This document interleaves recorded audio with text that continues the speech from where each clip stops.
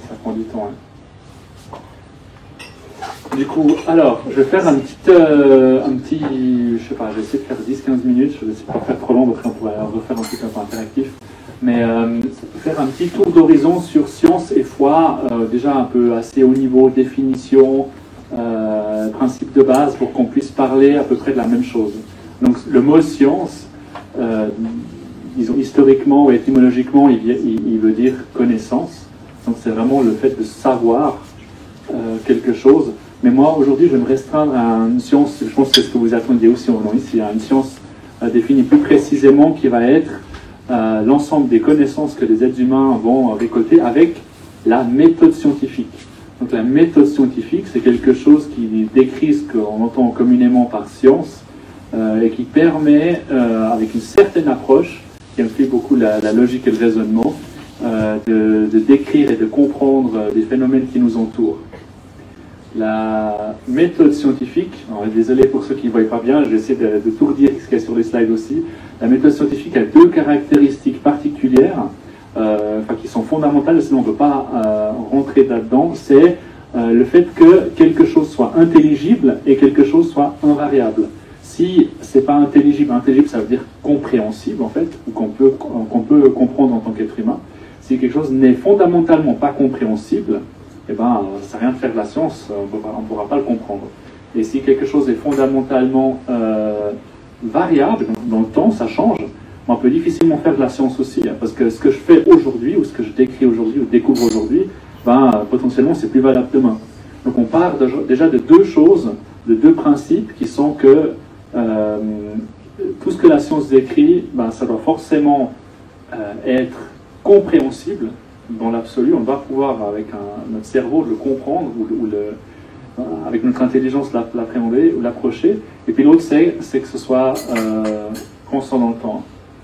Ça, c'est vraiment important, je le répète une fois, pour qu'on garde ça tout au long de la soirée. Et ça va aussi être un peu des éléments de réflexion pour la suite.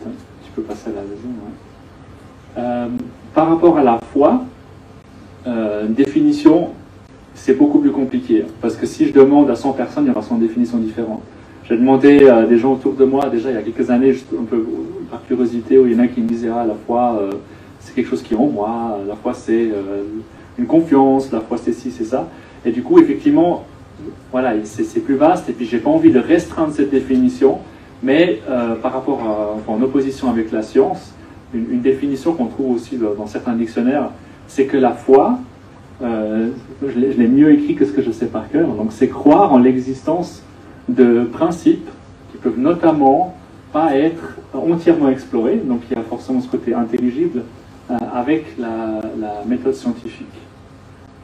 Ça peut être une approche de la foi en disant je crois en quelque chose même si on ne peut pas le démontrer, donc c'est une confiance en quelque chose. Puis là j'ai mis par exemple on croit quelque chose qui l'humain est fondamentalement incapable de comprendre ou de faire des prédictions, donc quelque chose qui est fondamentalement imprévisible, ou quelque chose qui est non reproductible, dans le sens qu'on peut le faire une fois, mais on ne pourra plus jamais le reproduire, admettons, ou quelque chose qui ne peut pas être théorisé du tout. Voilà.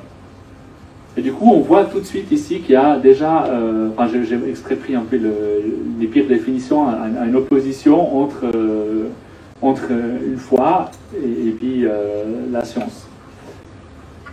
Et du coup, une foi concrète, pour aller dans la foi qui est la mienne, c'est pas forcément un truc que je veux imposer, mais voilà, c'est juste la définition de comment moi je vois la foi. C'est la foi monothéiste, c'est la foi chrétienne. Donc monothéiste, ça veut juste dire qu'il existe un Dieu, ou ça peut être aussi une entité, quelque chose de surnaturel qui dépasse le cadre humain, ou qui dépasse nos capacités, on va dire, donc quelque chose, quelqu'un qui est omnipotent ou omniprésent, par exemple.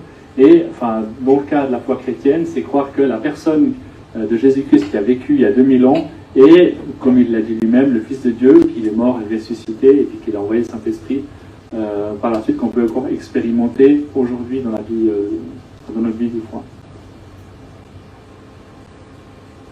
Là, j'ai fait une question un peu provoque. Du coup, on peut critiquer les deux d'une façon ou d'une autre. On peut dire, par rapport à la foi, en fait, la foi, c'est un truc aveugle. La foi, c'est quelque chose, on n'a pas de preuves, on ne peut pas vraiment sonder, c'est inintelligible. Chacun peut penser ce qu'il veut dans sa tête. De toute façon, ça ne change rien au monde concret. Donc ça, c'est un peu une question très provocatrice ou une approche qu'on peut avoir. Et moi, je me dis, effectivement, si on avait une foi qui était à l'intérieur de nous, que chacun y construit, à la limite, oui, c'est possible. On n'a pas vraiment de référentiel, on n'a pas de moyens de comparer. Donc, effectivement, ça peut être un truc qui n'est pas cohérent, qui change dans le temps. Enfin, il y a toutes les possibilités. Mais du moment qu'on part dans une foi qui est partagée, donc où moi, j'échange avec mon voisin sur quelque chose que je vis, ou que je crois, ou que j'ai compris, ou que j'ai lu, et puis qu'on se met d'accord sur quelque chose, forcément, dans cette transmission, il faut quelque chose qui soit intelligible. Donc il faut qu'il y ait quelque chose qui puisse être compris par l'autre personne. Il faut qu'il y ait une cohérence, parce que si un jour je dis ça, enfin si je dis ça et le contraire, quelque part, on va jamais pouvoir s'accorder. Il faut qu'il y ait une certaine constance dans le temps. Je dis certaine constance parce qu'effectivement, la compréhension peut évoluer, hein. Mais ça ne peut pas être un truc et puis le contraire le lendemain. Donc un argument que j'ai envie de poser comme ça, c'est du moment qu'une foi est partagée et que c'est un certain nombre de personnes qui y croient, il y a quand même quelque chose qui doit être du non aveugle complet. Après, il y a un autre exemple que j'aime bien prendre, c'est la Bible. C'est le livre que je connais, il y a d'autres livres de foi, hein, qui décrivent un ensemble de choses, d'histoires, de croyances, des fois aussi des règles. Et puis ça, il faut que ce soit aussi intelligible et cohérent pour que les gens puissent le comprendre, s'approprier et puis en faire quelque chose. Donc forcément, il y a aussi une dimension comme ça où la foi, elle doit avoir quelque chose qui s'apparente à la méthode scientifique, même si c'est pas la même approche. Et puis du coup, la Bible elle-même, c'est pour rebondir sur la foi chrétienne, elle présente les lois de la nature comme des lois, et aussi des lois spirituelles et morales, comme immuables et intelligibles aussi. Donc même la Bible, quelque part, elle est en accord avec le fait que la foi ne peut pas être complètement aveugle. Et puis, une chose que je crois profondément, c'est que la foi chrétienne incite à la découverte scientifique. Il y a énormément de scientifiques, en tout cas par le passé, et puis encore aujourd'hui, et puis d'universités aussi, qui ont été fondées soit par des gens très croyants, ou alors avec des principes de foi. Notamment l'université de Genève, par exemple. Mais du coup, l'autre critique, l'autre approche un peu critique qu'on peut avoir, c'est envers la science, c'est de se dire, ok, la science, c'est un ensemble de connaissances cohérents, etc. Mais est-ce que la science, il n'y a pas aussi besoin de foi? Parce qu'on évidemment, la foi, en tout cas je le crois, a besoin d'une approche raisonnée, mais est-ce que la science n'a pas aussi besoin de foi? Et puis là, j'ai aussi envie de poser quelques arguments, ou quelques hypothèses ou affirmations. Après, le but, c'est d'en discuter, hein. C'est pas que vous croyez tout ce que je dis. Mais une chose qui m'a toujours un peu perturbé dans la science ou la méthode scientifique, c'est le principe que la science ne peut pas, quelque part, prouver sa propre cohérence. Et en fait, ça a même été formalisé mathématiquement, parce qu'on ne savait pas forcément ça avant, par un monsieur Gödel, qui, il était peut-être un petit peu spécial comme personne, il a fini par se suicider, mais il a voué une bonne partie de sa vie à la recherche de preuves fondamentales, notamment pour prouver que à l'intérieur d'un système, donc par exemple les maths, on puisse prouver la cohérence des maths avec des maths, ou avec la cohérence de la science avec la science. Et en fait, c'est impossible. Il a découvert qu'un système fermé ne peut pas prouver sa cohérence en lui-même. En gros, il va toujours exister des affirmations qui vont être vraies et le contraire va être vrai aussi. En gros, ça a été un tournant dans les mathématiques, il y a à peu près 70 ans en arrière, je crois 60 ans en arrière, qui ont pour moi une implication au-delà juste des maths, c'est-à-dire, on a pu prouver que l'arithmétique qu'on connaît aujourd'hui, elle n'est pas forcément cohérente partout, tout le temps. On peut le voir, moi j'aime bien l'exemple de la géométrie. Je pense que vous connaissez tous la géométrie, d'écrire des formes géométriques, par exemple le triangle, et un postulat ou une hypothèse un axiome, je crois, de la géométrie euclidienne, c'est que la somme des angles d'un triangle, bon, c'est très mathématique, hein, fait 180 degrés. Ça, voilà, la plupart, on l'a appris à l'école, mais c'est quelque chose qui est vrai seulement dans une géométrie euclidienne. C'est-à-dire que si on commence à faire des trucs un petit peu bizarres, et on peut l'imaginer, hein, on peut faire des géométries qui sont non euclidiennes, et ben on commence à avoir des choses ces choses-là sont plus vraies, et on peut faire une géométrie cohérente, mais qui est non euclidienne, il se passe des choses très bizarres là-dedans.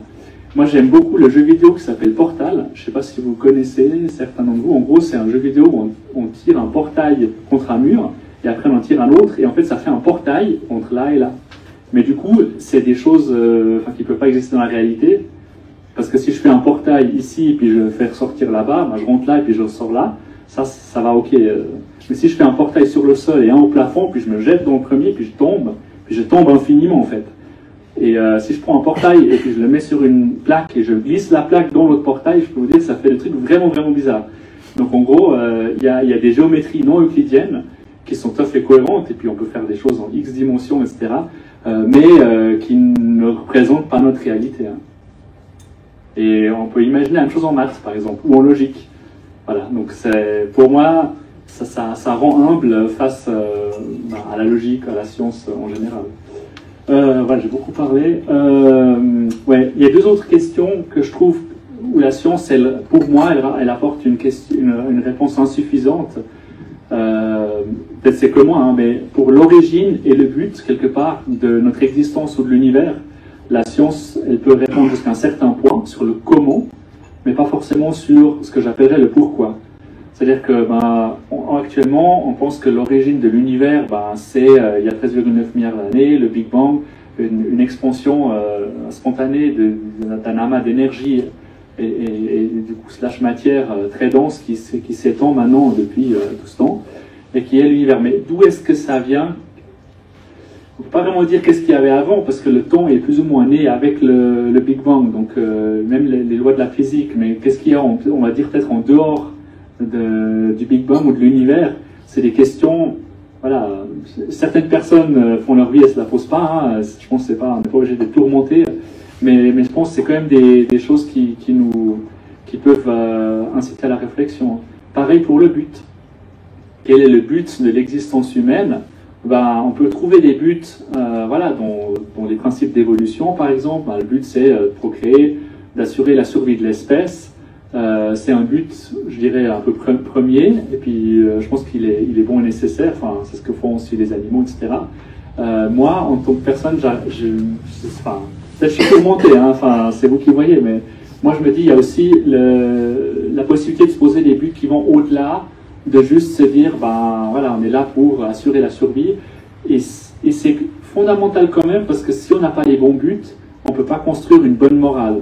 C'est-à-dire que si le but, c'est vraiment d'assurer la survie de l'espèce, tous les gens qui ne peuvent pas procréer ou contribuer, on pourrait s'en passer. Il ne faut pas forcément faire des choses horribles comme la Deuxième Guerre mondiale, mais je veux dire, on pourrait se passer, par exemple, de personnes handicapées, on les fait juste survivre, ou même on ne les fait pas vivre. Il y a des choses qui peuvent être affreuses, et vraiment, rien que d'en parler, ma conscience, ça remue, mais scientifiquement, on pourrait se dire, bon...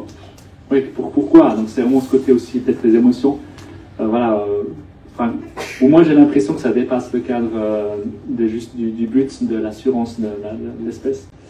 Donc voilà, j'ai beaucoup parlé. Et du coup, je vous propose de faire, tu peux passer à la suite, c'est juste un peu la slide d'introduction, c'est de faire un peu un sondage. Et là, vraiment, toutes les réponses sont permises et toutes les réponses sont bonnes.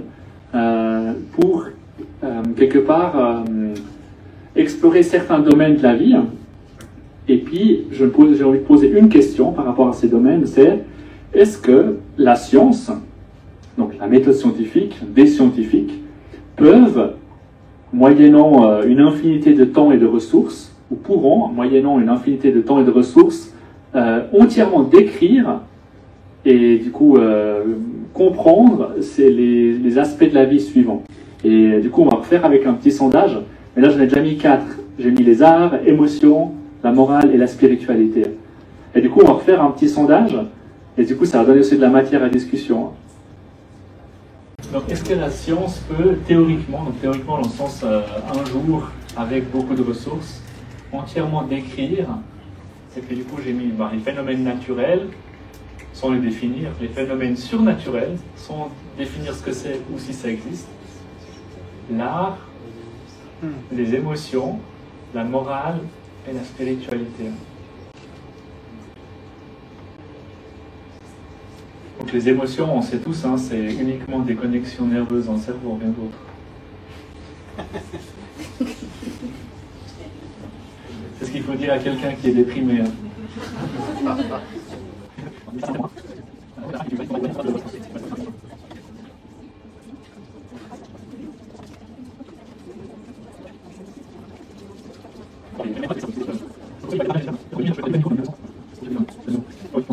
Donc en gros, tout le monde est d'accord que les phénomènes naturels, pas tout le monde, il y a des gens qui pensent qu'il y a même des surnaturels dans les naturels. Il y a aussi des personnes qui pensent que les phénomènes surnaturels soit n'existent pas ou peuvent être entièrement décrits par la science le jour où on aura suffisamment de connaissances. L'art, ok. Les émotions, ça a quand même vachement partagé. Ouais. Je pense que ça veut dire que la moitié des gens pensent que oui, les émotions, c'est effectivement que des connexions nerveuses dans le cerveau qu'on peut entièrement documenter. Et la moitié des gens pensent qu'il y a plus que ça. La morale, ouais, alors elle n'a pas beaucoup de succès auprès de la science et la spiritualité aussi. Ouais, c'est cool.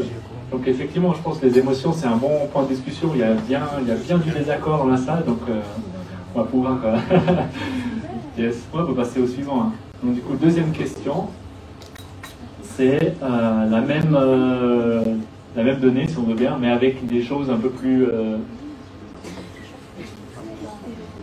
on va dire peut-être encore plus abstraites, dans un certain sens. Donc les esprits, pareil que pour les événements surnaturels, pour autant que ça existe. Hein. La rédaction de la Bible, est-ce que c'est quelque chose de compréhensible ou pas? La vie de Jésus, la souffrance dans le monde. Et puis l'amour. Alors l'amour, je ne l'ai pas défini non plus. Enfin, c'est vraiment l'amour entre deux personnes, entre une personne et son chien. Disons, c'est un sentiment qu'on a quand on est prêt à sacrifier quelque chose pour quelqu'un ou pour quelque chose.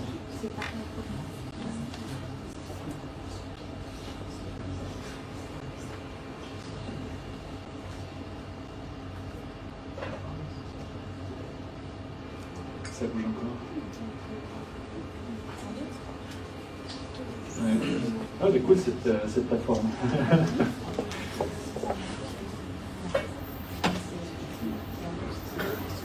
Les esprits sont 100%. Ah non, il y a aussi une personne qui pense que ça peut être décrit.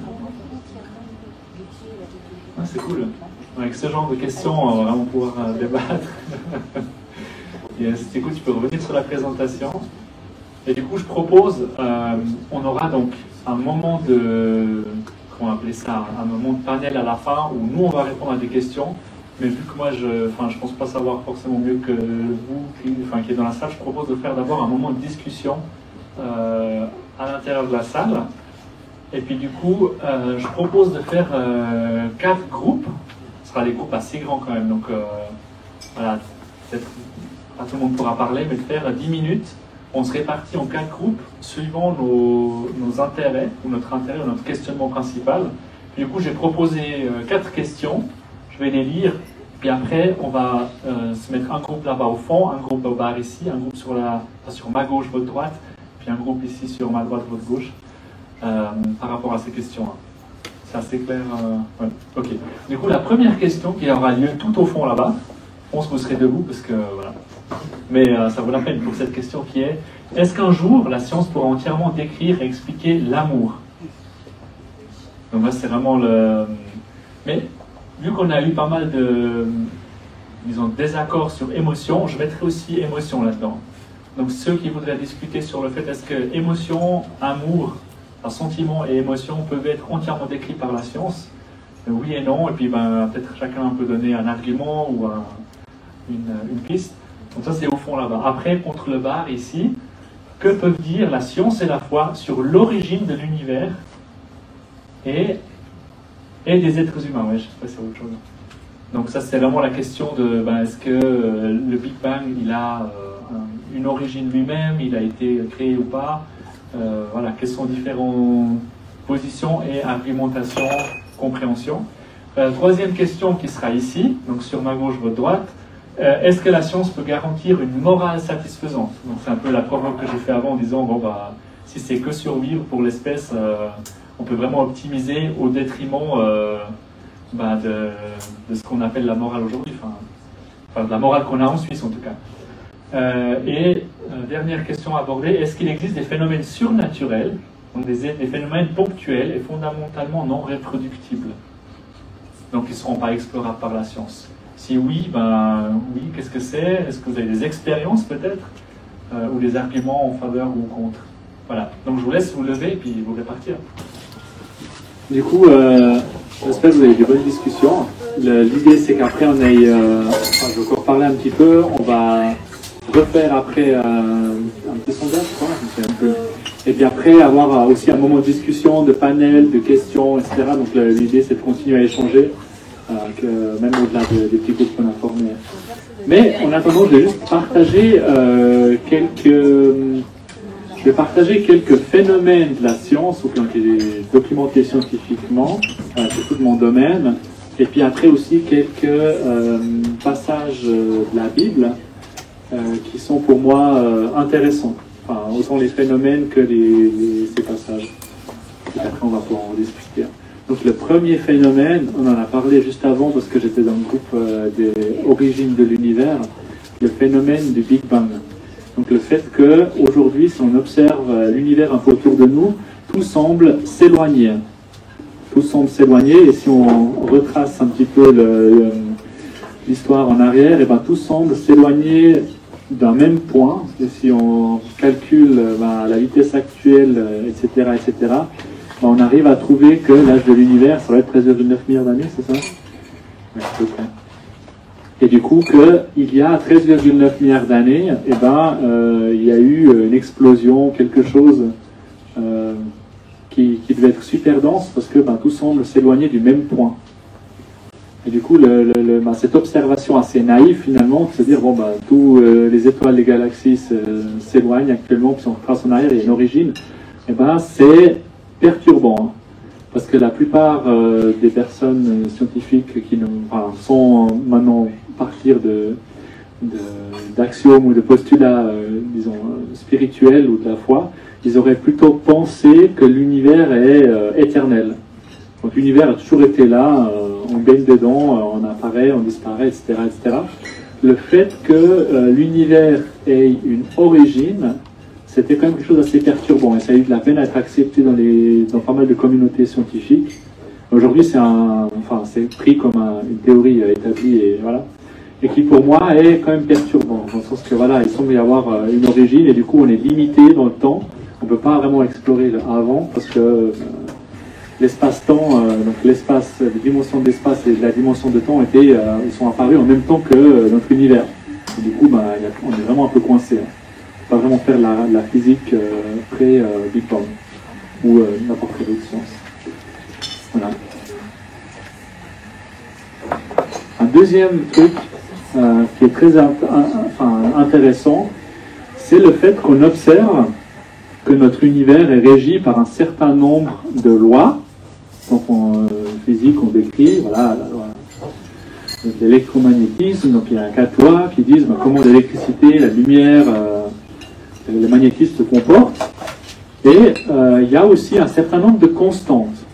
Et les constantes plus les lois, ça forme à peu près la base de la connaissance qu'on a en science. Et ces constantes, il y en a à peu près 19, suivant comment on compte, il y a 19 constantes fondamentales en physique qui décrivent les 4 forces fondamentales, qui décrivent certains fonctionnements. Et ces constantes, on a fait de la recherche pour déjà les mesurer, et après de voir ce qui se passe avec la physique telle qu'on la connaît, si ces constantes avaient été différentes. Par exemple, si la vitesse de la lumière, au lieu d'être 300 000 km par seconde, c'était 10 fois plus, 10 fois moins, 1 milliard de fois plus, 1 milliard de fois moins, qu'est-ce que seraient les impacts?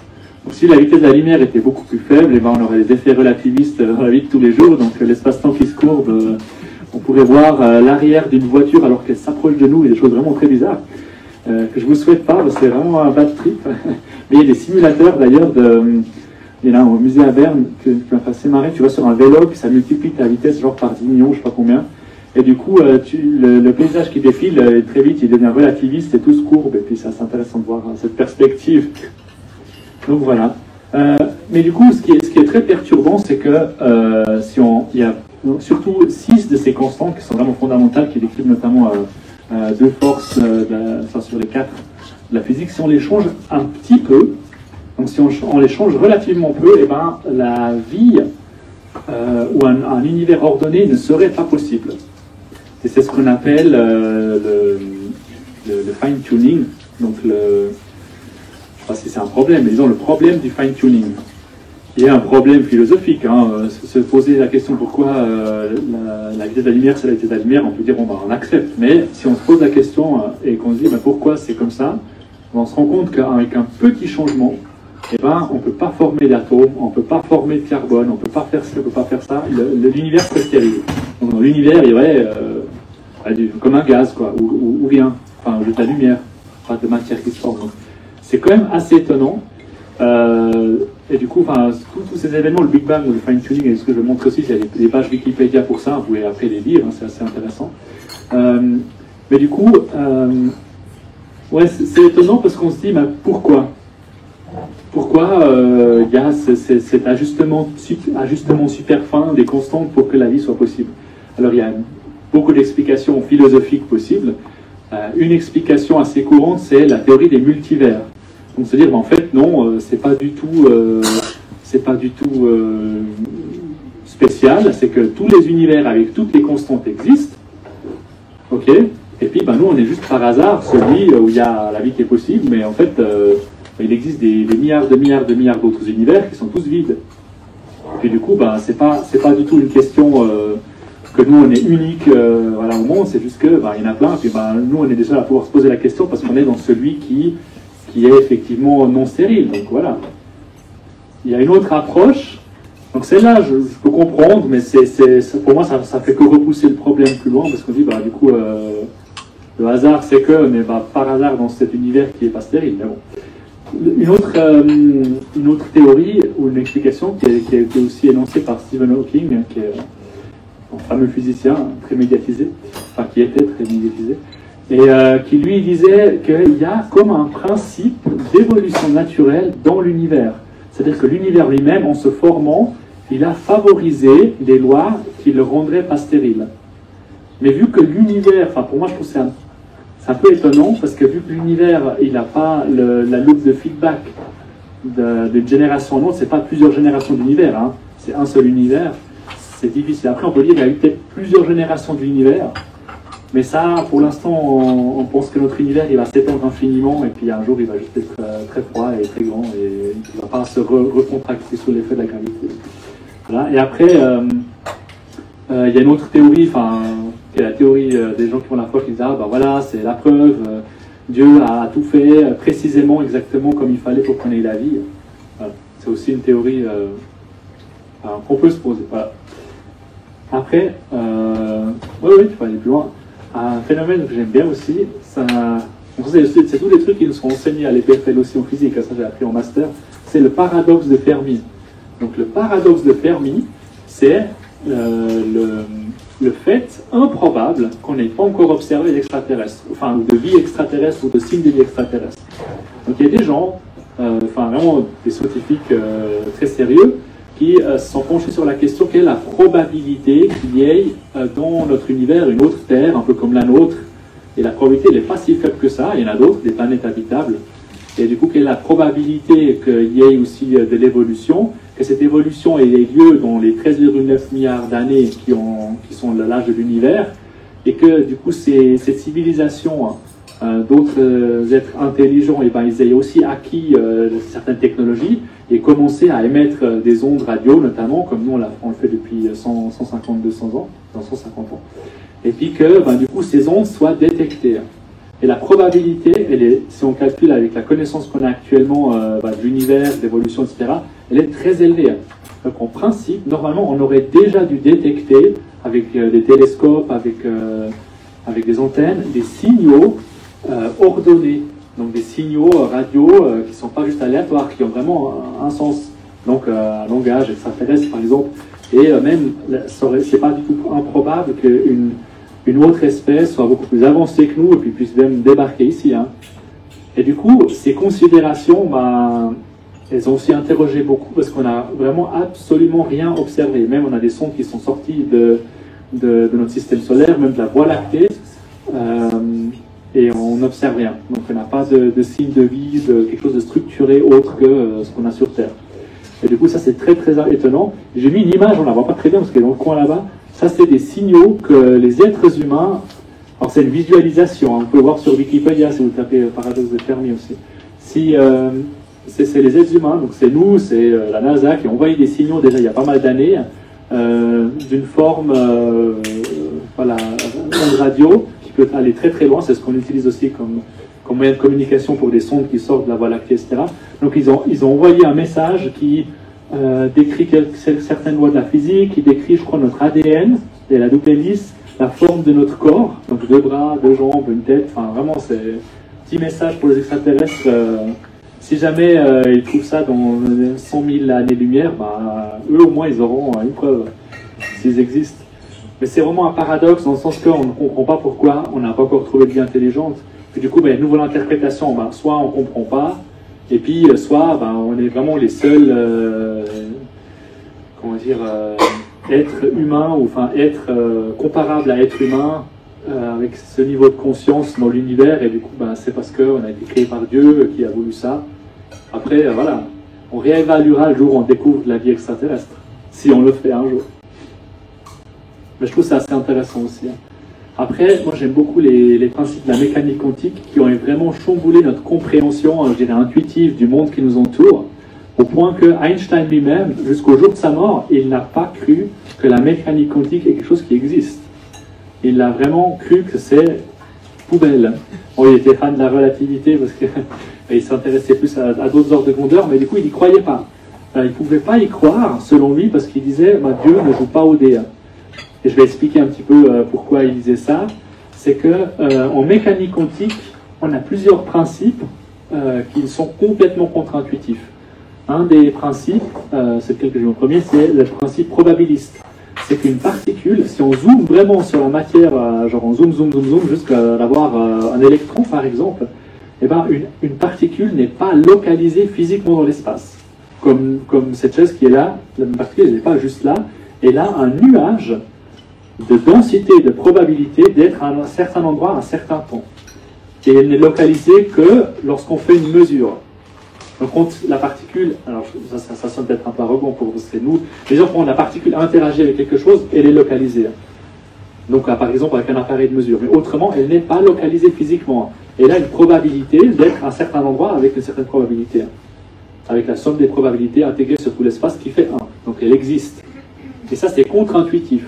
Une conséquence de ça, c'est que notamment elle peut se déplacer de A à B sans jamais avoir été entre deux. Donc nous on appellera ça la téléportation, mais c'est pas vraiment la téléportation, c'est juste comme se comporte la matière à l'état quantique, quoi, enfin très très petit. Hein. Et la matière, et quantique ça veut dire quanta, ça veut dire unitaire, c'est que la matière et l'énergie n'est plus continue, le temps pareil, n'est plus continu à petite échelle, mais il est discret. C'est des quantas, des unités de... Et c'est vraiment, c'est complètement, enfin, si on est téléporté dans le monde quantique, mais il n'y a plus rien qui a de sens que ce qu'on connaît, hein, c'est assez abusé. Hein. Et pourtant, on le décrit mathématiquement de façon exacte, et on peut mesurer les probabilités tout match. Hein. C'est une théorie qui est quand même bien robuste. Il y a un autre truc, c'est le principe d'incertitude, c'est qu'en mécanique quantique, il n'est pas possible de connaître arbitrairement bien, donc à une précision arbitraire, la vitesse et la position d'un objet, ou bien l'énergie et le temps. C'est-à-dire qu'en gros, il y a une limite qu'on ne peut pas franchir de précision ou de mesure. Ou on peut le dire aussi en termes de distance, c'est la longueur de Planck. Plus ou moins tout ce qui est plus petit que ça, la physique ou la science n'a plus de sens. On ne peut plus faire de science comme on la connaît au-delà de cette limite. Donc on est coincé. Et puis de l'autre côté, on a la taille de l'univers, donc l'âge de l'univers fois la vitesse de la lumière qui fait à peu près la taille de l'univers observable. Et ça, c'est aussi une limite dure à laquelle on ne pourra jamais dépasser. par les lois de la relativité. Donc on est vraiment un peu coincé aussi au niveau de la science entre le petit, il y a une limite, et le grand aussi, il y a une limite. Et ça, c'est pour moi aussi très perturbant. C'était perturbant pour Einstein au point qu'il n'a pas cru jusqu'à la mort. Et puis, s'il nous entend maintenant, peut-être qu'il y croit, j'espère. Les autres phénomènes de la mécanique quantique, il y a notamment les sauts quantiques. Donc, je ne sais pas si ceux qui ont fait peut-être de la chimie ou de la biologie à un certain niveau, les atomes, on les décrit souvent avec un noyau et puis des électrons qui tournent autour. Mais en fait, en réalité, ils ne tournent pas autour. Ils ont une probabilité d'être quelque part localisés dans ce qu'on appelle des orbitales autour du noyau. Et ces orbitales, c'est des endroits discrets, donc des endroits bien définis où l'électron peut se trouver. Et il peut passer de l'un à l'autre. Et en passant de l'un à l'autre, il va consommer ou émettre la lumière, un photon, mais il ne va jamais être entre deux. C'est-à-dire qu'il fait des sauts. Et en faisant un saut, il émet de la lumière ou il en absorbe. C'est assez étonnant aussi. Donc c'est vraiment un univers complètement contre ce qu'on connaît la vie de tous les jours. Et ça induit beaucoup d'aspects non déterministes dans la science. C'est ce qui posait le plus de problèmes à Einstein, c'est que les choses ne sont pas forcément localisées, les choses ne sont pas forcément descriptibles parfaitement. On ne peut que décrire la probabilité. La probabilité, on peut la décrire parfaitement bien avec une fonction de probabilité, mais on ne pourra jamais prédire où le machin va se trouver quand on le mesure. Il y a juste une probabilité de le trouver là ou de ne pas le trouver là. Et il y a la même chose avec la dualité entre particules. Une particule de lumière, j'ai déjà exprès choisi ça, c'est à la fois une onde et une particule, et suivant quand et comment elle interagit, ou on la mesure, elle se comportera différemment, et puis on peut le prédire d'une certaine façon avec une probabilité de nouveau. Donc c'est vraiment le régime probabiliste, ça veut dire qu'à un moment donné, on arrive à une limite, et à cette limite, on ne peut plus faire des probas, on ne peut plus faire de choses déterministes. Fondamentalement, c'est pas comme le chaos. Le chaos, c'est la physique du chaos, c'est on a un truc qui est purement déterministe, mais on fait une petite variation, puis ça change complètement, genre un pendule. Si je fais un pendule et je le laisse penduler, disons un double pendule, je le laisse penduler pendant 4 heures, il suffit qu'il ait commencé un milliardième de seconde après pour que 4 heures, l'effet, comme l'effet papillon, ce soit un grand effet mesurable, qu'on ne peut pas forcément prédire. Mais ça, c'est différent, ça, c'est intrinsèquement probabiliste. Ça, c'est vraiment, voilà. Bref. Moi, ça me fait exploser la tête, et à Einstein aussi. Ok, là c'est pour la partie scientifique, les questionnements, et après j'ai des passages de la Bible que je trouve aussi très intéressants en lien avec que dit la Bible sur la science.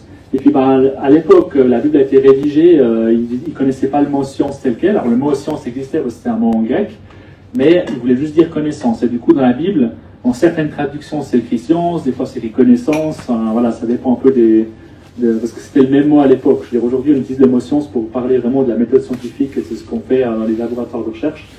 Mais voilà. Mais du coup, la Bible dit, notamment, il y a des proverbes que je trouve assez chouettes, mais j'arriverai pas à le lire, je pense.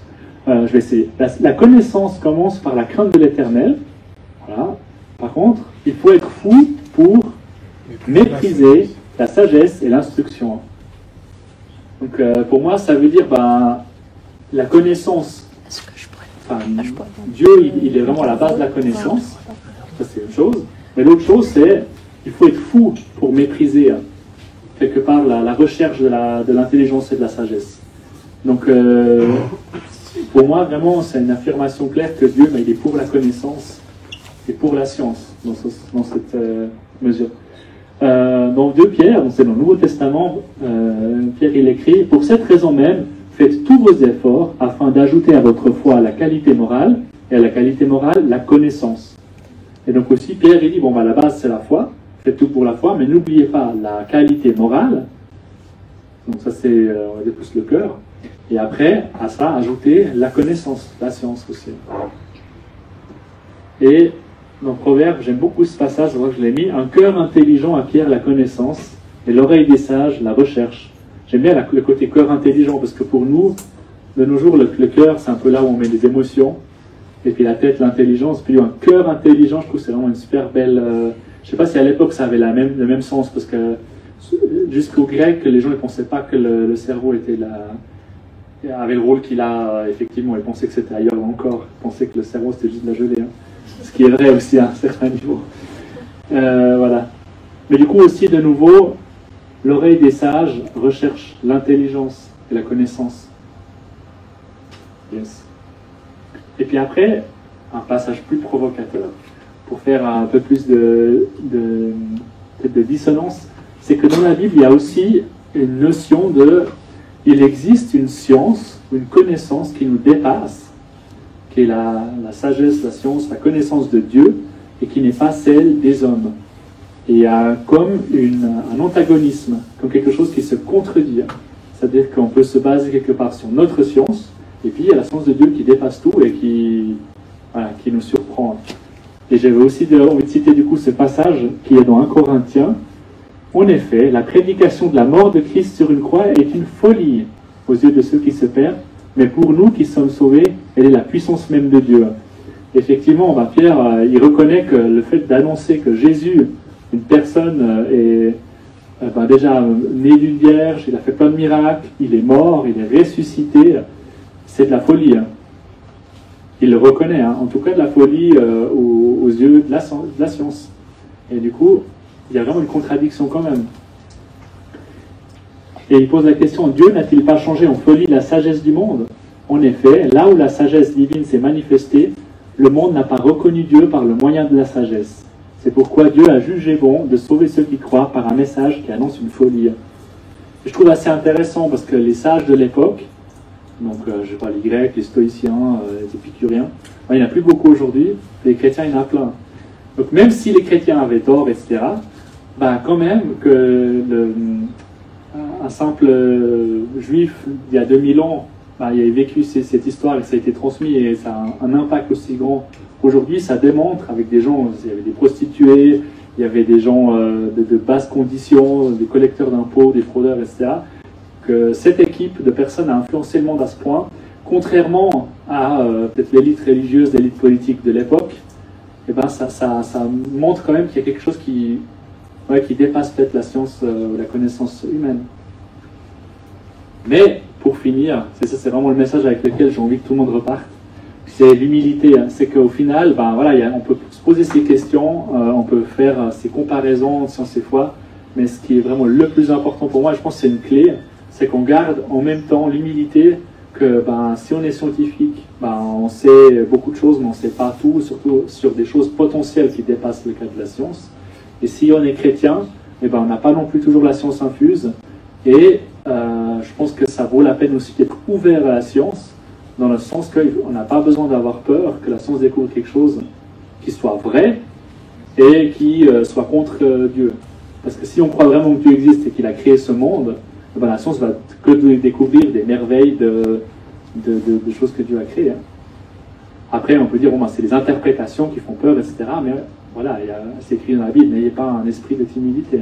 Et je pense qu'on peut vraiment avoir cette ouverture d'un côté et de l'autre, de la science qui se dit, il y a peut-être plus que juste la science, et des chrétiens qui disent, moi je suis aussi ouvert pour voir ce que découvre la science sur la création de Dieu. Et voilà, c'est tout pour mon speech. Merci.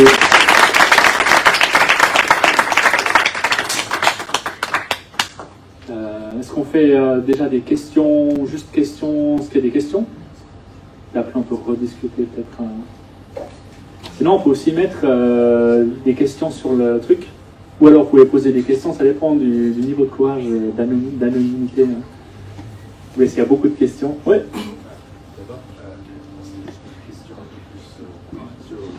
plus c'est sur le format.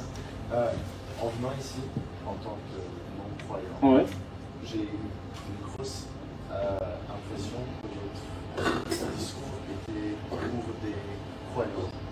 Est-ce qu'il y a une manière spécifique pour que vous avez pris ce choix ou pas? Disons, ça c'est aussi une faute avouée, c'est que moi je suis croyant.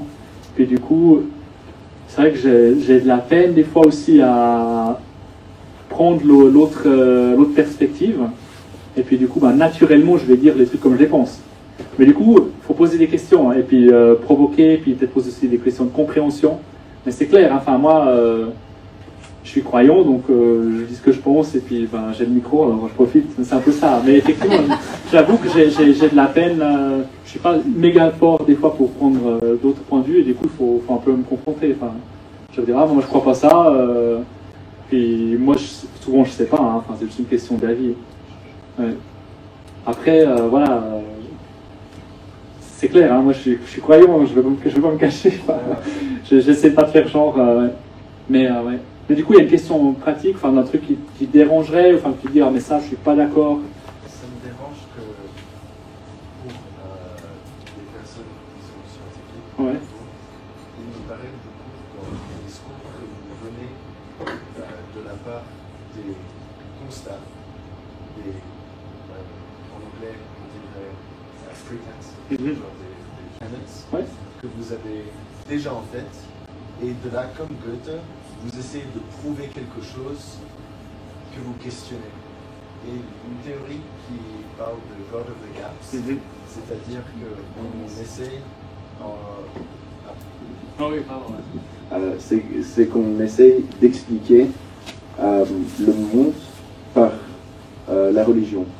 C'est-à-dire, comme un exemple, quand il y avait de l'orage il y a 2000 ans, on pensait que c'était que Dieu, il avait de la colère et il voulait aller en contre les personnes et tout ça. Mais dans les deux cas, dans le cas de votre présentation et dans le cas de God of the Gaps, vous commencez votre analyse de la part d'un constat et non pas de rien.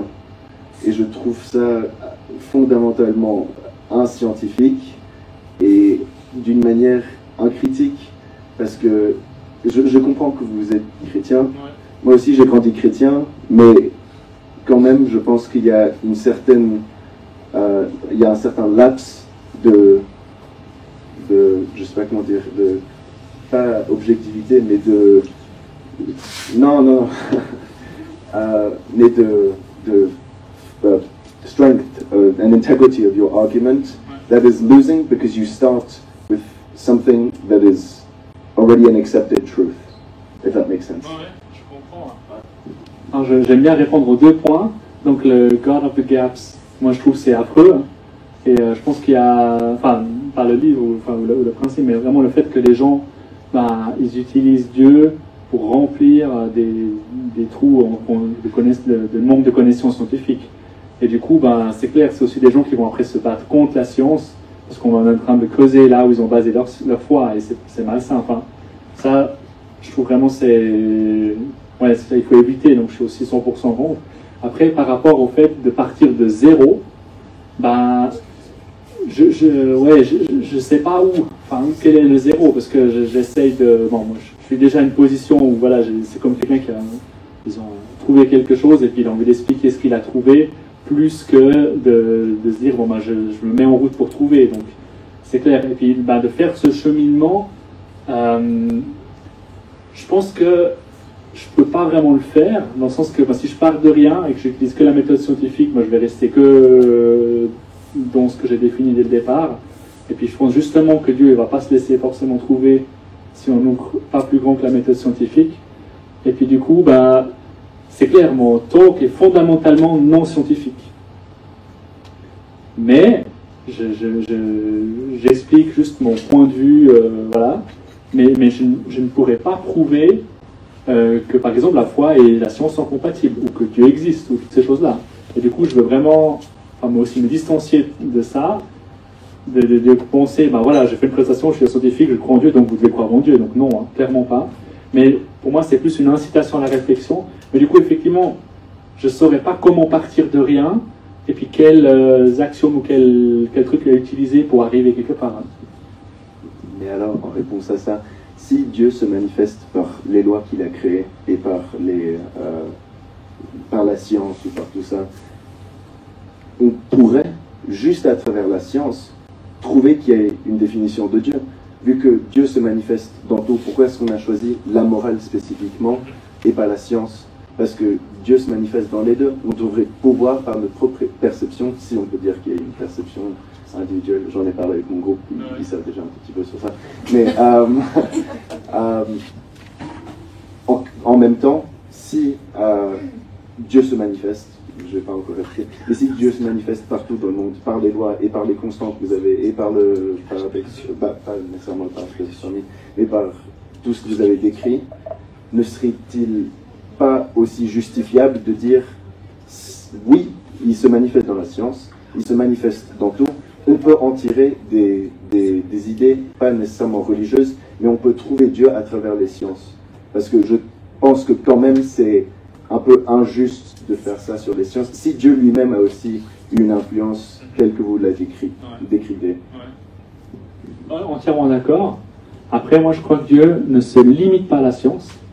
Et du coup, pour moi, la science, c'est le plus bas niveau qu'on peut trouver, pour moi personnellement, hein, Dieu, parce que ça reste intellectuel. Et puis dans ma vie, j'ai eu des kiffs intellectuels avec des maths et des trucs, c'est toujours cool, mais ce qui m'a vraiment bouleversé, c'était des choses vraiment de cœur à cœur, de personne à personne. Et puis, du coup, pour moi, alors oui, mais je pense qu'il y a plus. Et que pour moi, j'ai l'impression que Dieu, j'entretiens une relation avec Dieu, je lui parle, il me répond, je suis touché. C'est vraiment, c'est kiff-kiff, alors que science, c'est juste kiff. C'est un peu ça mon vécu, ouais. Mais du coup, effectivement, le vécu scientifique, je peux un peu parler des choses, et même tous ces trucs-là, une personne peut dire, c'est pas une preuve pour moi, et l'autre dit, c'est une preuve pour moi. C'est, disons, on va dire, le but, peut-être, ce serait de donner de la pertinence à la foi chrétienne dans toutes les sphères. C'est-à-dire que on peut être chrétien et croyant, c'est pas une complète contradiction, mais on peut aussi être un chrétien croyant.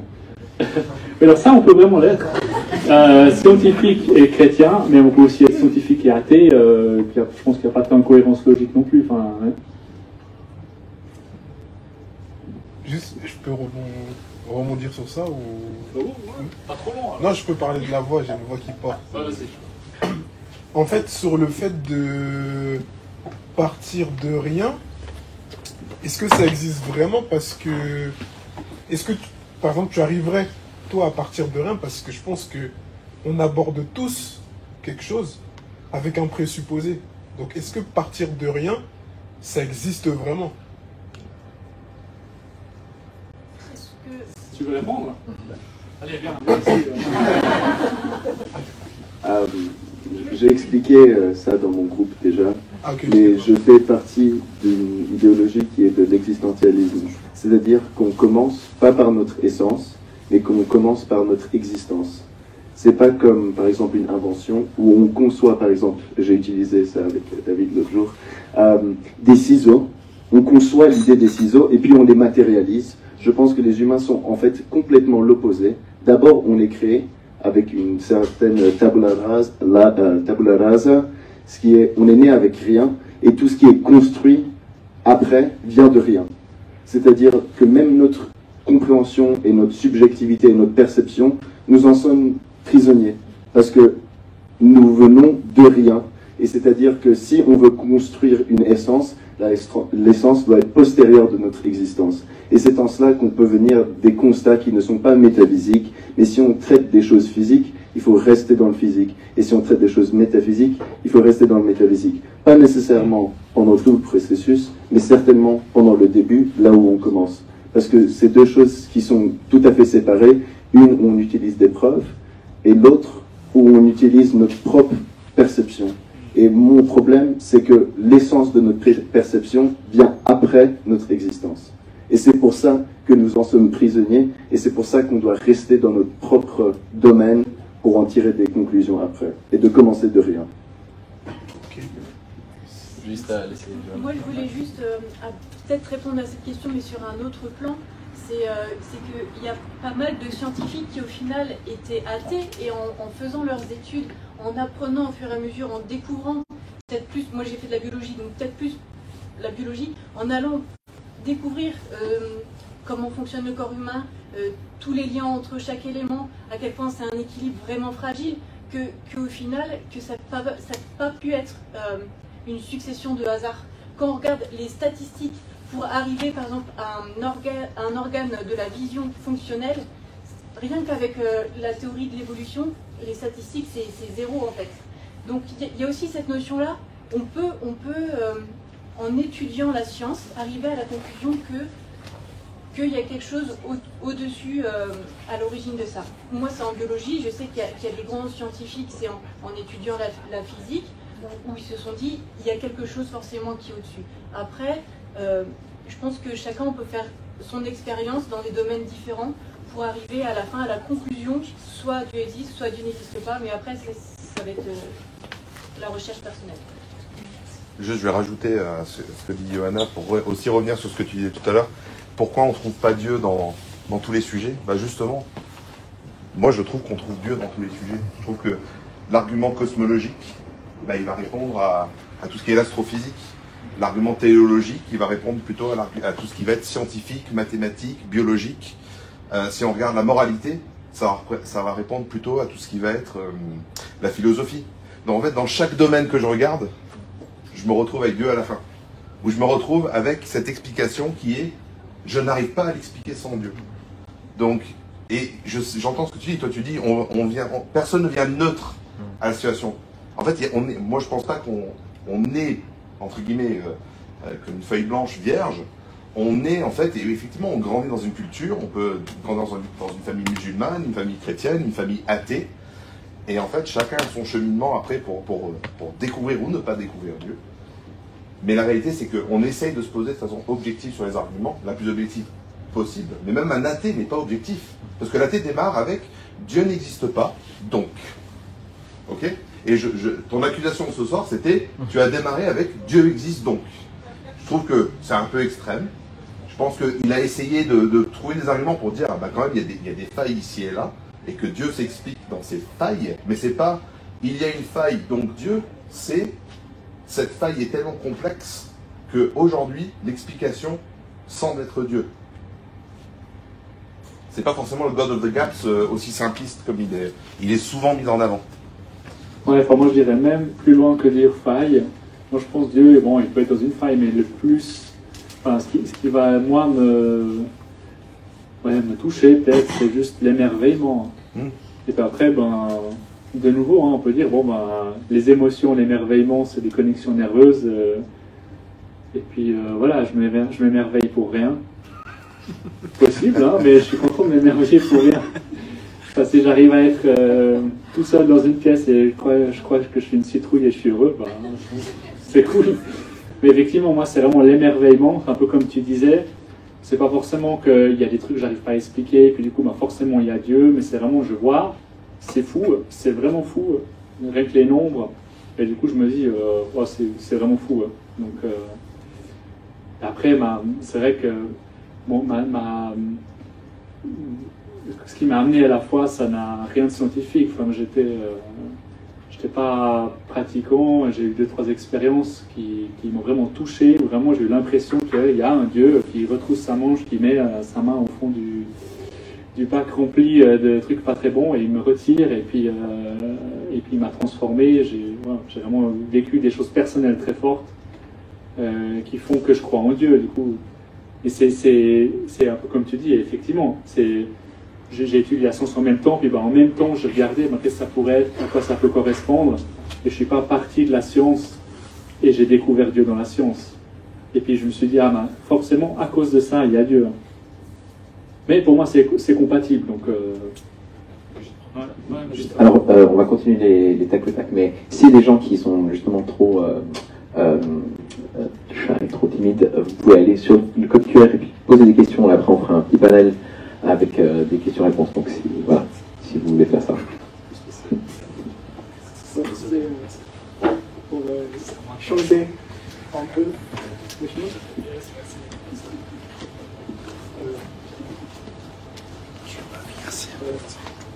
Est-ce que parfois trouver les faits aux découvertes scientifiques qui ont en effet inerte pour notre foi? Par exemple, parfois des découvertes des rendent plus certains de votre foi en Dieu. Est-ce qu'il y a parfois les découvertes scientifiques qui lui rendent moins certains? Clairement, oui. Donc, chaque nouvelle découverte, on va dire fondamentale, découvrir une nouvelle étoile dans une galaxie lointaine, ça ne va pas remettre en question ma vision du monde. Mais effectivement, il y a des découvertes et puis aussi des interprétations de découvertes ou des découvertes préliminaires, mais on n'est pas sûr, qui vont remettre en question aussi ma vision du monde, y compris comment je vois Dieu. Et c'est, enfin, ça me défie, et en même temps, j'ai pas envie d'avoir peur de ça, et puis d'aller à travers ça. C'est vrai que la théorie de l'évolution, notamment, je me suis beaucoup posé la question, j'ai écouté beaucoup de chrétiens jeunes terre, donc ils croient que la Terre elle a vraiment 6000 ans, avec leurs arguments, beaucoup en Amérique j'ai entendu ça, je me suis un peu documenté, ça a été des défis, donc c'est clair, c'est pas genre je vois un truc, ah oui Dieu, ah oui Dieu, ah oui Dieu, mais je pense que ça fait aussi partie du processus, et puis effectivement il y a des choses, genre pour moi le Big Bang, c'est vraiment, ça a été une découverte, je me dis, ça joue parfaitement avec ma compréhension de la Bible, pas forcément l'univers a une origine, mais il y a d'autres trucs, après il y a des sciences qui ne sont pas forcément des sciences naturelles, donc par exemple la psychologie, et du coup là, c'est des fois plus sensible, parce qu'il y a une méthode scientifique qui est appliquée, mais il y a des fois tellement de variables qu'on ne maîtrise pas, qu'il y a des fois des biais, et qu'on n'identifie pas la bonne cause, par exemple. Et puis il y a des choses qui peuvent se faire dans tous les domaines, notamment, je trouve, la psychologie, des fois, on recommande une chose, genre pour l'éducation des enfants, on recommande ça, et puis 10 ans après, on recommande le contraire. Puis du coup, il y a des fois aussi des endroits où, même en physique aussi, où on trouve une chose, et puis en fait, on se rend compte que c'était pas tout à fait juste. Puis du coup, de garder cette tension, et pas forcément vouloir la résoudre tout de suite aussi. Je trouve que c'est un truc...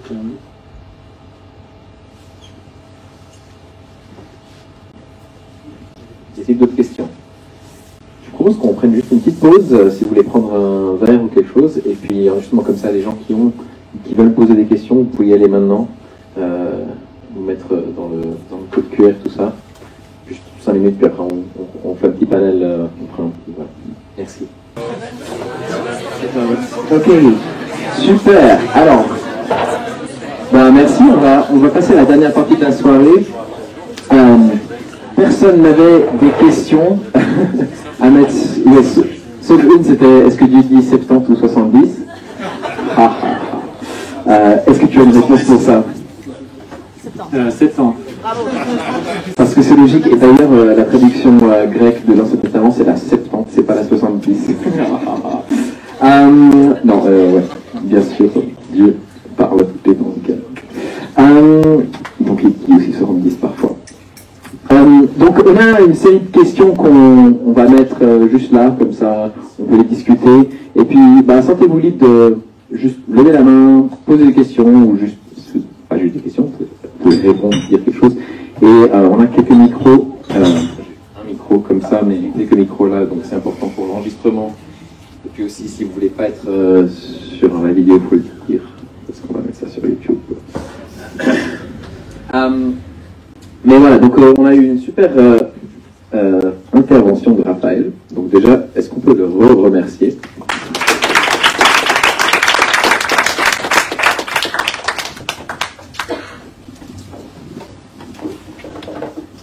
Et je pensais que ce serait bien de juste peut-être déjà, on commence une petite discussion, ajouter des choses qu'on a réfléchi pendant la soirée. Donc pour ceux qui ne connaissent pas, John, il fait partie de Apologia, qui est le groupe, la plateforme sur laquelle qu'on a créé pour essayer de lancer des discussions comme celle-ci.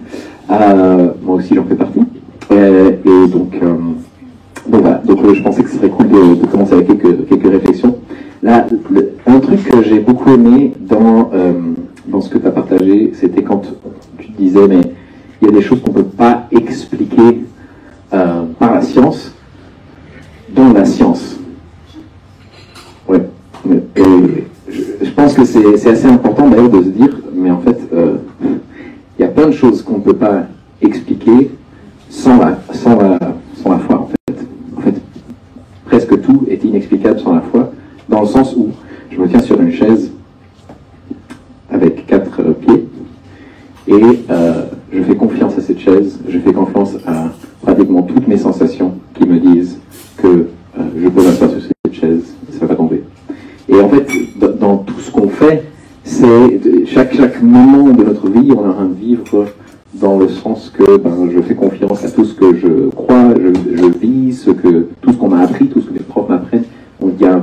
où, en fait, chaque chose qu'on fait, chaque instant de notre vie, on a un de vivre dans la foi, même si c'est quelque chose de totalement inconscient. Donc moi, je trouvais ça assez intéressant de penser à ça.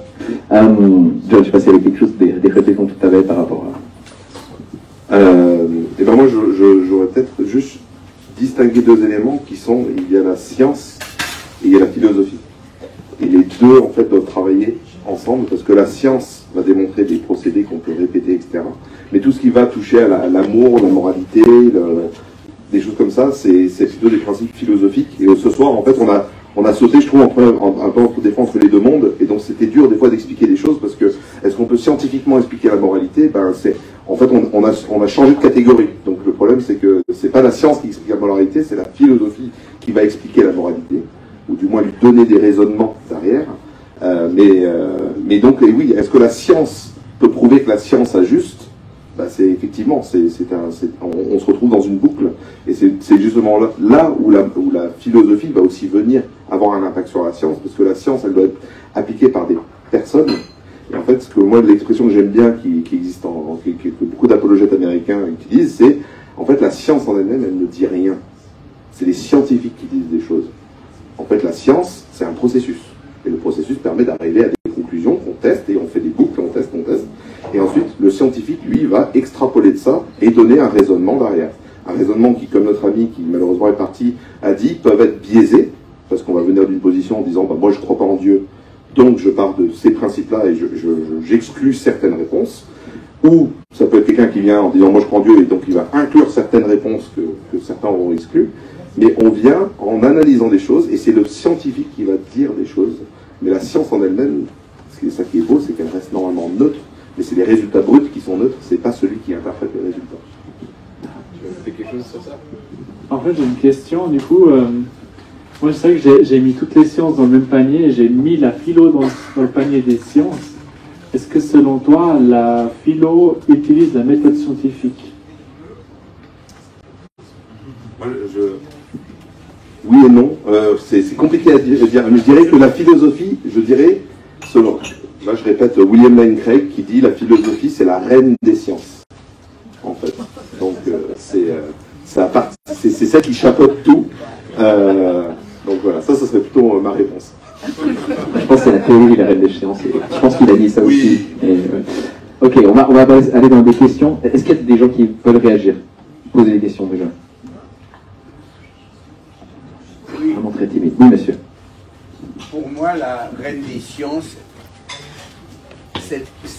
c'est l'enquête policière. Et qui arrive quand même à dire si le coupable c'est celui que, effectivement, le devin désigne, ou si c'est celui que l'inspecteur de police ou que Colombo, voilà. Moi, je suis scientifique dans la mesure où je crois plus en Colombo qu'en la divination. Alors, je ne sais pas si c'est une bonne définition de la science. J'aimerais aussi réagir à une chose, c'est que, alors, si la science, c'est des choses qu'on peut reproduire, le Big Bang, c'est de la philosophie, parce que on essaye de reproduire dans les accélérateurs du CERN, mais foncièrement, d'ailleurs, les physiciens du Big Bang disent on a transformé la physique en histoire. Parce que le Big Bang, d'une certaine manière, c'est l'histoire. Les théories de Darwin aussi, est-ce que c'est reproductible ou non? Est-ce que, alors, dans ce sens-là, ce serait peut-être un peu formaliste.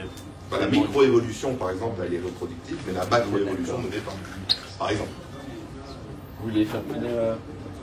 Oui, mais j'ai déjà oublié. Ça viendra peut-être.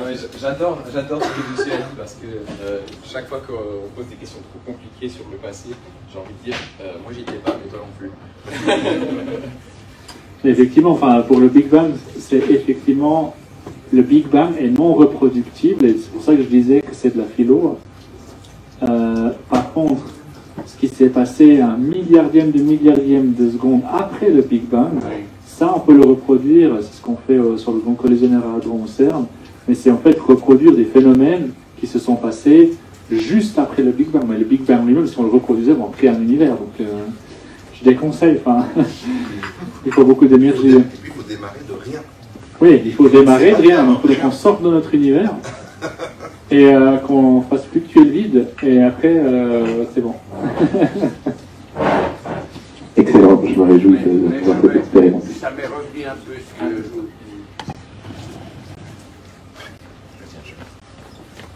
de nos jours, les croyants et les scientifiques font au fond assez bon ménage. Ça n'a rien à voir avec les polémiques qu'il y a eu du temps de Galilée ou du temps de Darwin, où on était soit l'un, soit l'autre, et on ne pouvait pas croire à ce que disaient les uns et en même temps à ce que disaient les autres. Aujourd'hui, un croyant ne croit pas à la lettre au récit de la Genèse. Mais néanmoins, quand le Premier ministre de l'Inde, Modi, dit que les anciens Indiens, il y a 15 000 ans, ont fait des voyages interplanétaires avec des fusées parce que c'est marqué dans les Védas, moi j'ai quand même, quelle que soit ma sympathie pour les croyants, qui sont renforcée encore par cette soirée, j'aurais de la peine à pousser cette sympathie jusqu'à dire à Modi, oui, oui, tu as bien raison, etc. Parce que là, il y a quand même des enjeux, on ne peut pas être toujours d'accord avec tout le monde. J'ai assisté une fois à une émission de télévision, je ne me rappelle pas si j'étais en Inde, faut pas croire que j'aille en Inde tous les jours, mais je suis allé une ou deux fois, je ne sais pas si c'était quand j'étais sur place que j'ai vu un débat télévisé, où des scientifiques indiens de grande conviction scientifique disaient, mais les théories que défend le gouvernement actuellement, et il allait le défendre jusqu'au Congrès indien de la science, ils avaient réussi à imposer ça dans les réunions scientifiques, c'est une insulte à tous ces scientifiques qui ont passé leur vie à essayer de trouver la vérité, et maintenant on leur explique que tout ce qu'ils ont trouvé, au fond, c'était rien, parce que les prêtres védiques faisaient beaucoup mieux il y a 15 000 ans. Donc il y a quand même des moments où, qu'on soit croyant, qu'on soit pas croyant, il y a des enjeux pratiques, des enjeux, je dirais pas pratiques, mais des enjeux, des questions auxquelles on doit répondre à oui ou non. Eh ben, moi, pour les Védas, non. Merci, merci. Je rajouterais juste à ce qu'on disait tout à l'heure, c'est ce que j'apprécie avec du moins la foi chrétienne, celle dans laquelle moi je me retrouve, je m'identifie, c'est que justement la Bible nous encourage à tout questionner, à tout remettre en question. En fait, c'est que si la vérité existe, eh ben, on doit la trouver. Et en fait, oui, on doit pouvoir la tester et la trouver. Ça, vous le devez à la science. Je vous ai rencontré en 1750 quand vous étiez archevêque de l'Ancien Régime. Eh ben, vous étiez beaucoup plus borné. Mais c'est parce que vous avez perdu le pouvoir que maintenant vous êtes le camp d'ouverture. C'est intéressant votre remarque parce que y a un aspect qui souvent échappe à beaucoup de personnes, c'est que la science est née dans le monde chrétien du Moyen-Âge. Et on a fait on a créé un grand écart entre les scientifiques et les évêques, tout ça au Moyen-Âge, à cause en grande partie de cette histoire entre Galilée et le pape. En réalité, la problématique entre Galilée et le pape, c'était que Galilée a insulté le pape dans sa présentation. Et donc, c'était un péché politique plus que scientifique.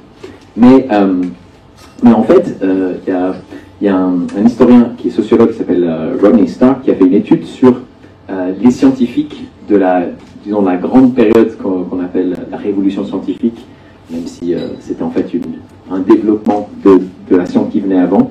Parce que voilà, Copernic, il n'avait pas inventé ce qu'il a trouvé de nulle part. Et il a montré que c'est pas juste que les scientifiques de l'époque, ils étaient chrétiens dans le sens où ils devaient dire les choses justes, il fallait absolument dire que oui, Dieu et tout, mais en fait, dans leur cœur, c'était des athées. Ça, c'est une fiction qui a été inventée dans le monde moderne. Au contraire, sur les 50 ou 100 scientifiques, disons les plus grands de grande renommée qu'il a étudiés, qui étaient en Europe, dans le monde et catholique et protestant, on a vu que je pense que c'était un truc comme 95% ou 99% étaient des chrétiens soit engagés, soit en tout cas avec des convictions assez fortes. Et donc en fait le christianisme, c'est le début de la science. Les universités sont construites, créées par des moines, et c'est pas juste que la science tout à coup a émergé au moment où tout à coup c'est les Lumières, tout ça. En fait, les philosophes des Lumières n'ont pas développé des choses scientifiques. Les grands scientifiques de l'époque de la révolution scientifique, c'était des gens comme Isaac Newton, des gens comme ça, qui étaient des croyants très très affermis dans ce qu'ils croyaient. Et Galilée l'était aussi. Il y a quand même eu la science grecque. Oui, ah oui. Oui. Par rapport à ce que je disais, c'est que l'approche de ces personnes qui ont vraiment, on va dire, été originaires de la science, c'était le souhait de découvrir les pensées de Dieu après lui. En fait, c'était un désir de se dire, on sait que le monde s'explique parce qu'il y a un esprit qui a mis tout ça en œuvre. Donc c'était ça la démarche scientifique au début, c'était Dieu, on sait qu'il est là, donc on doit pouvoir tout expliquer dans ce qui se passe. Donc c'était en fait la pensée originelle est venue de là, et là c'était le début de la science, et après, on va dire aujourd'hui, l'histoire judéo-chrétienne de laquelle on bénéficie tous ici, c'est justement la création de la grande majorité des universités dans le monde. En fait, on va dire les vieilles universités, pas les récentes, mais c'était des origines judéo-chrétiennes. On passe sur une liste des questions. De fusil. Ah, c'est juste. Yes. Est-ce que aussi,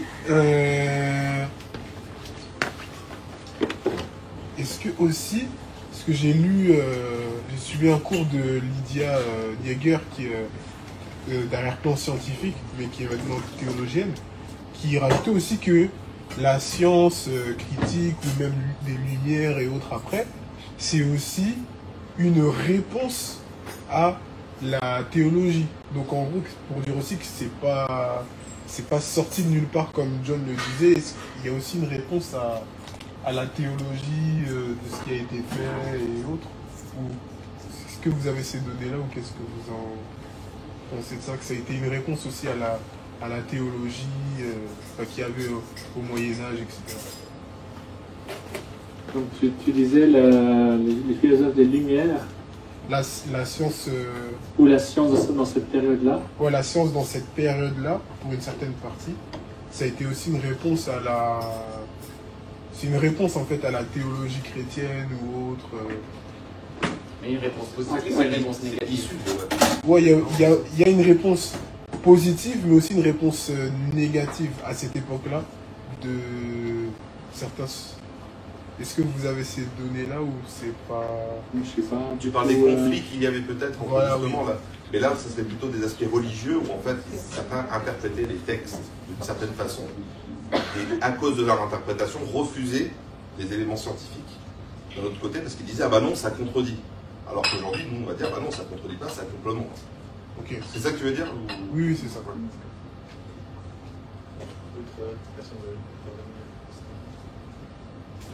Les questions peut-être. Ouais.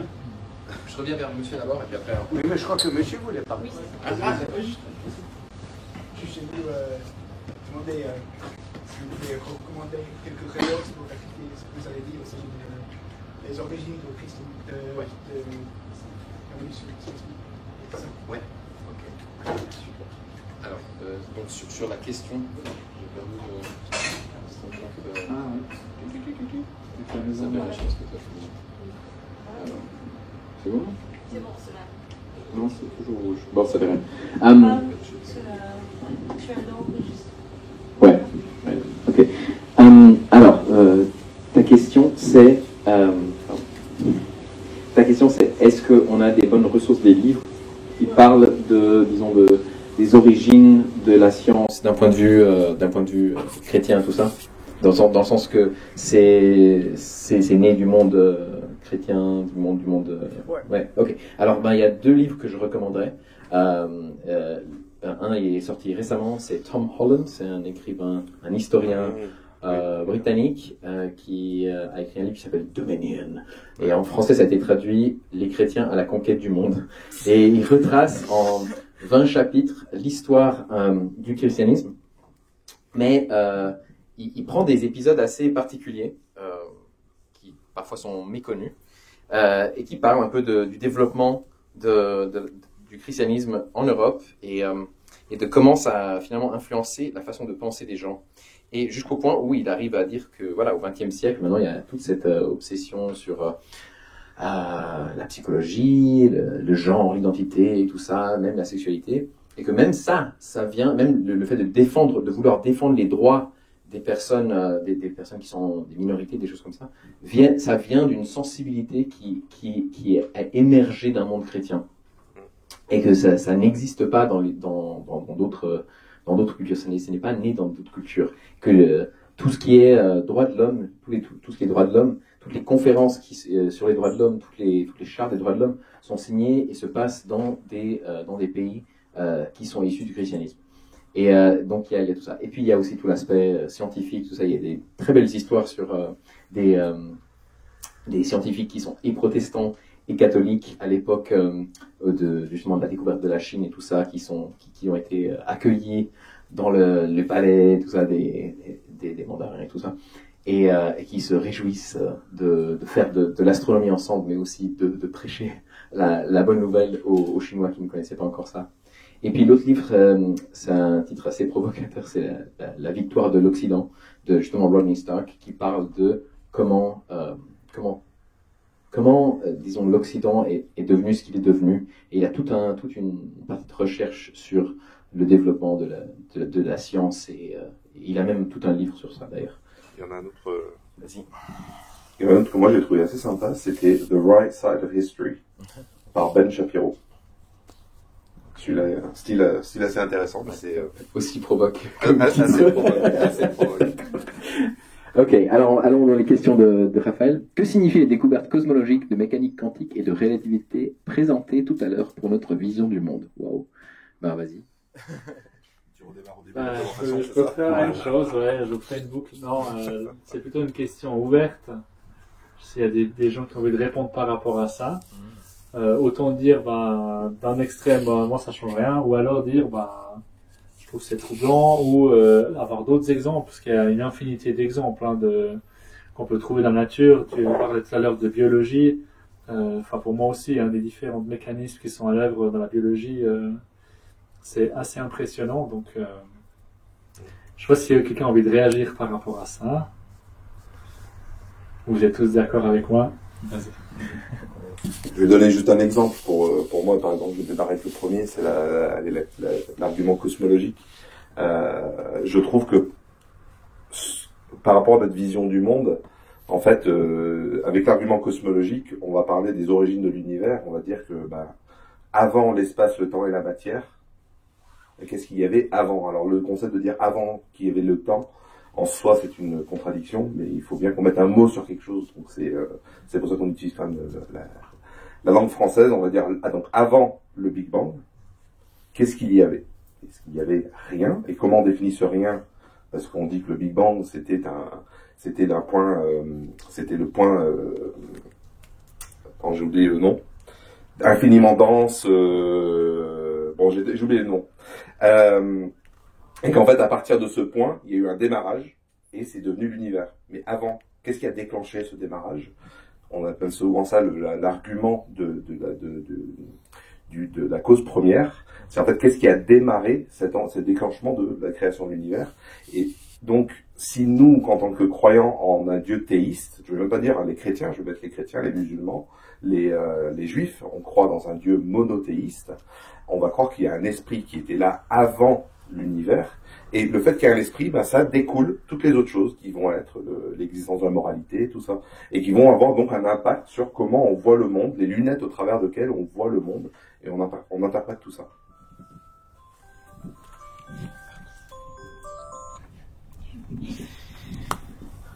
Le point de singularité, si ça m'est revenu. C'est le scientifique. Je savais, mais... Ouais, voilà, c'est ça. Ouais. Il savait que j'allais m'en rappeler. Ok, c'est une question.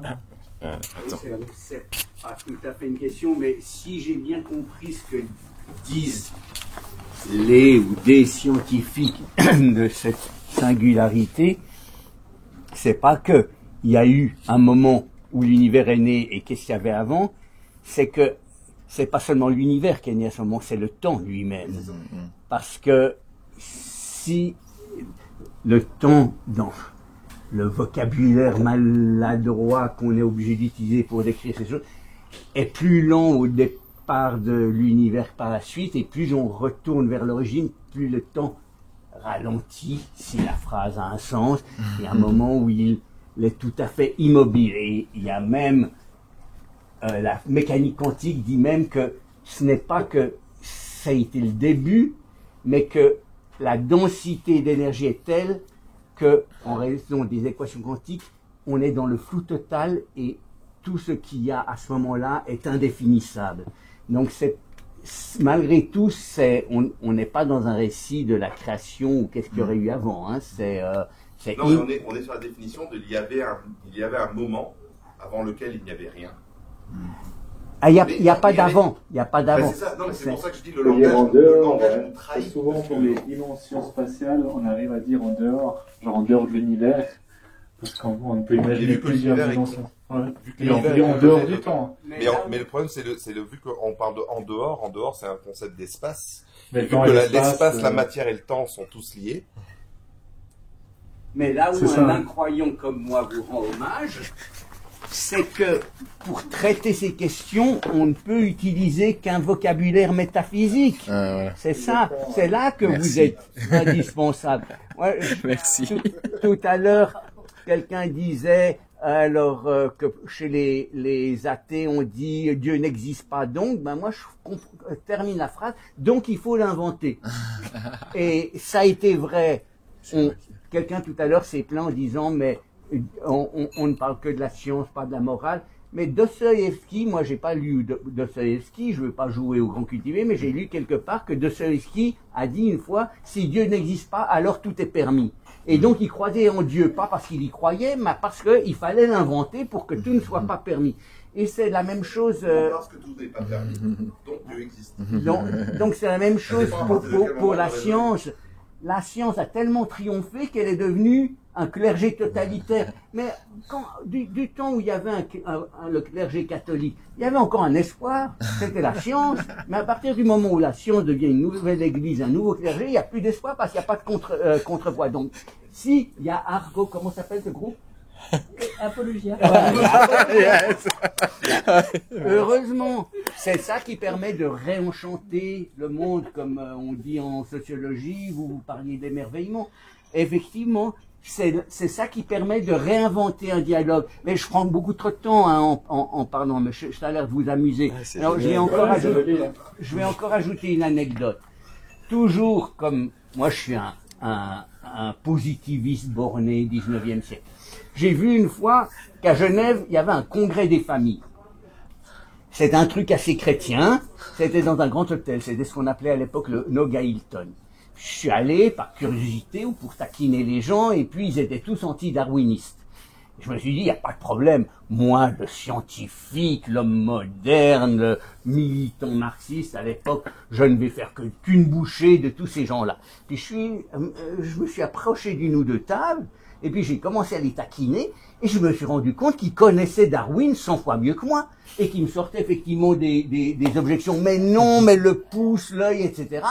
Je me suis dit, mais au moins ils servent à ça, ils sont les gardiens, d'une certaine manière, de l'orthodoxie scientifique, et puis moi, ça ne m'a pas rendu chrétien, mais ça m'a fait comprendre que si je voulais être un incroyant intelligent, je devais écouter ces gens-là et écouter leurs objections. Parce que si je me contentais de dire, moi je suis moderne, je suis scientifique, etc., je devenais finalement une sorte de positiviste crétin. Et c'est vrai dans tous les domaines. Dans tous les domaines. Une des raisons pour lesquelles je suis plus marxiste et de gauche, c'est que eux, ils jouent à guichet fermé, à la fin, ils marinent dans leur certitude. Et je vais vous dire quelque chose qui va horrifier certaines personnes ici. Moi, je suis né dans une famille juive. Et les choses les plus intéressantes que j'ai apprises sur nous, les juifs, c'est dans les écrits négationnistes que je les ai trouvés. Ça m'a pas rendu négationniste pour autant, mais c'est eux qui posent les vraies questions. En tout cas, les négationnistes honnêtes, hein, parce qu'il y en a. Ils disent, mais non, c'est pas possible, pour telle raison. Et j'apprends des choses dont j'avais jamais entendu parler dans notre camp de la bonne conscience. Donc, si Apologia n'existait pas, il faudrait l'inventer. Voilà. Merci. Amen.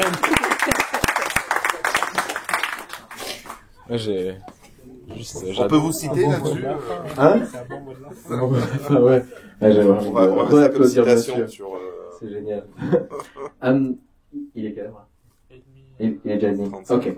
Alors, je veux juste vous remercier tellement d'être là ce soir. J'espère que vous avez passé une bonne soirée.